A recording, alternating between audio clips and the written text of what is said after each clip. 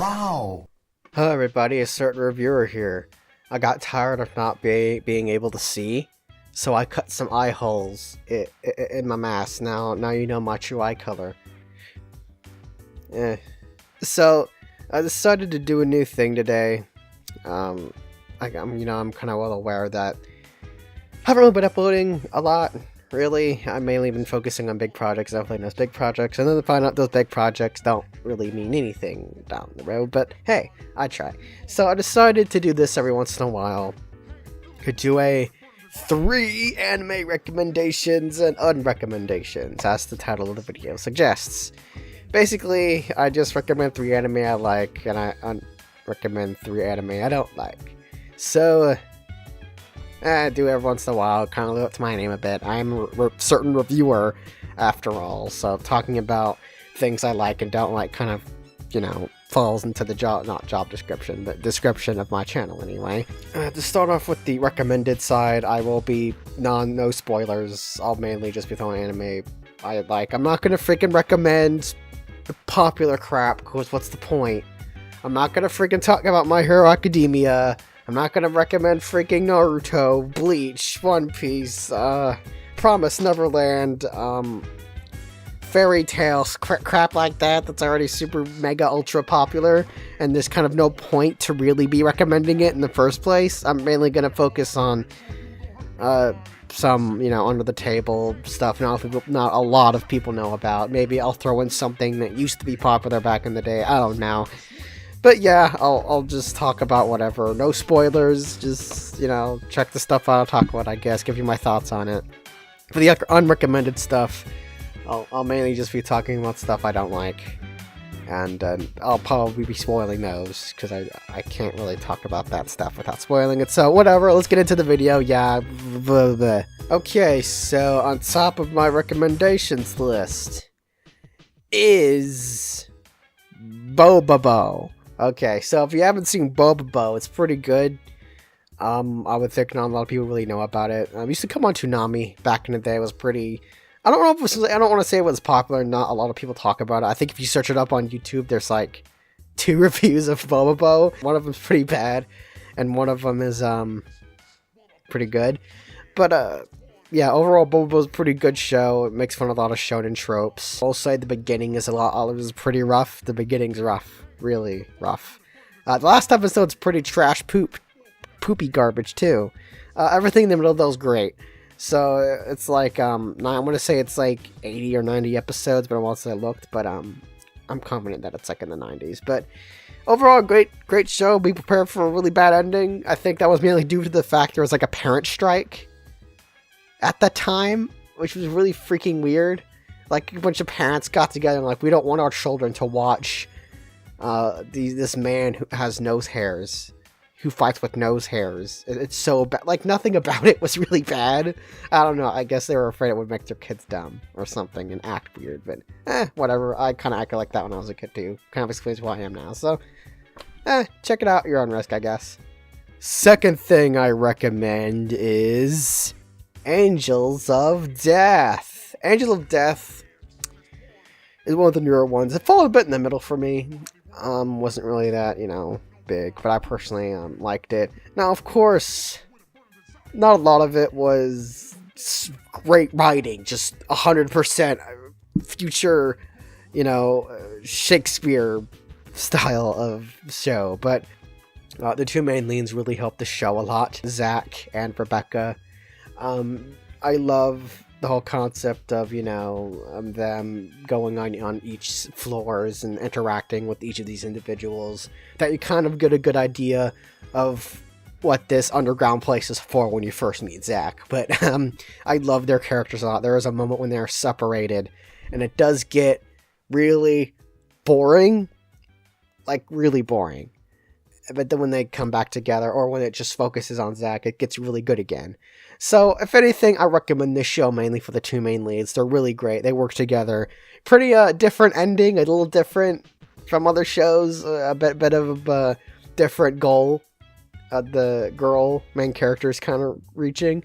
But, the end's kind of messed up and cute. And I'm not going to say happy ending, but and a happy ending for them, but for the audience, whatever. It's a decent show, worth a watch, I would say, just for those two main characters alone. So, next one is Durara. Durara. So, Durara is probably one of my favorite light novel adaptations. Has a niche fan base. I want to say it's small. I haven't really...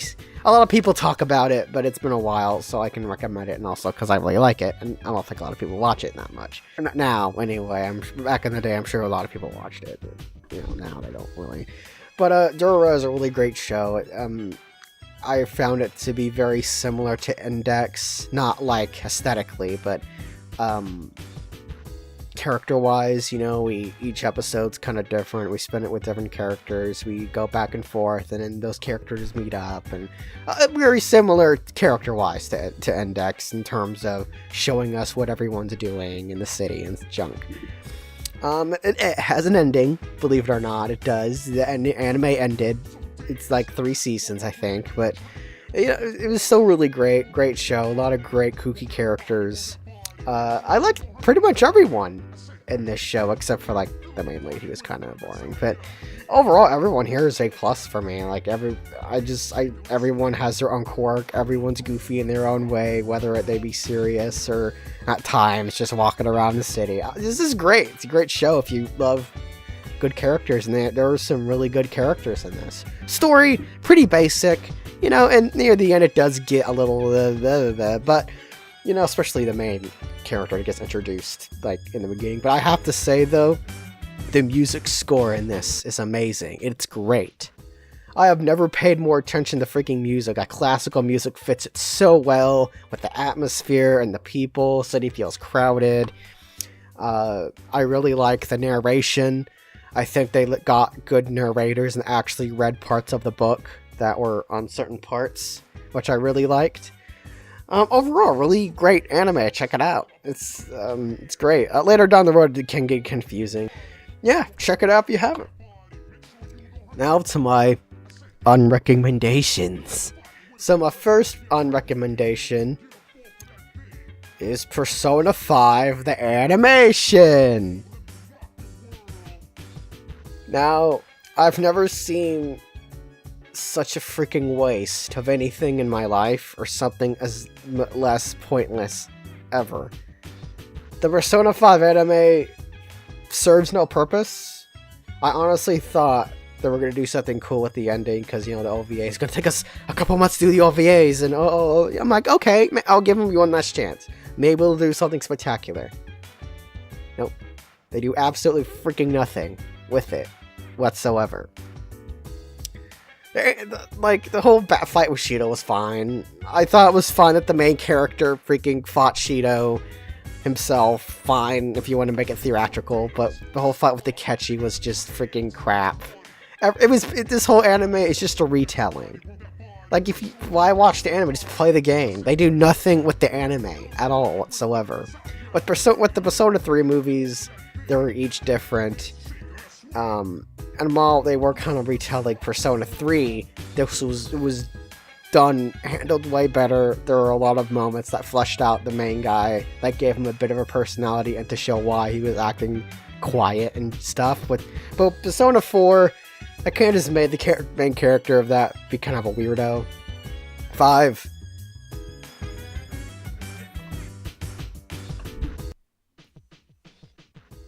This is kind of nothing. So overall, Persona 5 animation is just a pointless waste of space, of money, of time, of effort, that they did nothing with at all. Just play the game. Just play the Persona game. Persona 5 game. Play that. So much better than wasting time with this trash. So the next anime I'm not gonna recommend is Taboo Tattoo. Taboo Tattoo has been a hindrance of my existence ever since I started this freaking channel. I was thinking of doing the worst animes ever on this show, but every time I did it, I would either get a copyright strike for some reason. I don't know all the other ones I didn't, but now I do. But I would get that, or I would just, my mind would, I couldn't think of anything creative to do with it. So I was just like, you know what, I'm just gonna leave this alone. So you know what, now I'm gonna freaking rant on it and say why it's so bad. It has probably one of the most confusing freaking beginnings I've ever seen in an anime ever. On top of that, like, it's like they're trying to do Index a bit. Like the main villain looks like Kuroko, and then you have the freaking poster that looks identical to almost freaking Index. It's freaking insane. You have like all these moments that happen, a lot of that contradict them. Like you have this chick that has a tattoo that gets triggered and her power activates because she likes a guy, or the guy being in trouble is the thing that activates her power so she can run super fast, save him. Scene later, like an episode later, it happens. Like she tries to save him, she gets killed, but her power doesn't activate. It's super freaking weird. And then you have really weird dialogue. It's like, what? Is this how you think Americans talk? Like, I couldn't help but be somewhat offended. Who says that? That sounds gay as heck. And then you have like characters get introduced and they die like 5 seconds later. Just great, wonderful. I guess the only cool thing you could say that's in this is the animation. Some of the fights are kind of cool looking. Other than that, everything else is crap garbage. Next is Irregular at Magic Boring School, because this show was freaking boring. I did try to watch it, and I got through half of it, and I couldn't continue. It was so Like, I like the interactions between the students, and I like how all their relationships kind of go forward. Like, some of them are dating each other. You know, it's nice. You don't really see it that much. But in this, they focus too much on the main lead, Tatsuya. And he's just so boring. He does everything great. He's so strong. He's everything interesting that's in this show. I would have preferred the sister to be the main lead. Like, how often do you see like a female character be like a lead in anime? I think the writers should have just freaking put him in the trash and just put his sister as the main lead. She has a lot more freaking personality than him. Then you have all this weird, like, brother-sister love thing. And I get it. It's Japan. This isn't the first time this happens, it will be the last. But I still freaking think it's, it's just my thing. It just gets annoying. I'm fine with fan service between characters that aren't related. But when it's a brother and sister, I get weirded out. It's so weird. I can't stand it. So, overall, Irregular at Magic High School is just really boring. And while there are some characters to write home about, they don't get enough focus to really be interesting or the main leads. This is boring, guys. He's like a ninja man. He's motionless. That's all I gotta say about that burp right there. So I hope you guys enjoyed this little segment. I'm planning on doing more every now and again, talk about stuff I feel like that's what I'm good at a bit, and what you guys like for some reason. But yeah, hope you guys enjoyed this video. Let me know if you like it. I'm just trying to get a bit more watch time or something in me, I guess. I don't know. More people to pay attention. A lot of my videos aren't really getting that much views. For good reason, I guess, because I'm not that great. But hey, 263 people subscribe to me, so I must be doing something right, I guess. But whatever. This is bye.